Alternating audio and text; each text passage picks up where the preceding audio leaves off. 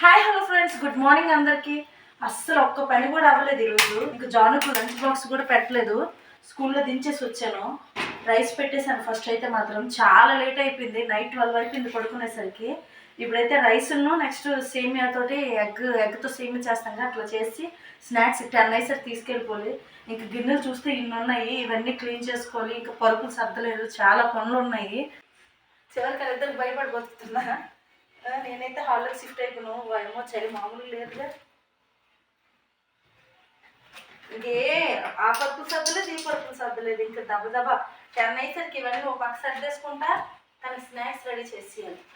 ఇది ఇంక చూడండి ఇవన్నీ ఎలా వేసిందో. ఇవన్నీ ఇప్పుడు సర్దాలి. ఇంకా జస్ట్ అన్నిటి మీద పడుకుండిపోయాడు. ఇద్దరు వెచ్చగుండాలట. పోనీ ఆ పరుపు మీద పడుకోవచ్చు కదా, నిన్న వెళ్ళిపోయాను. కిందే పడుకోవాలి, అన్నీ కలిసి కిందే పడుకోవాలి.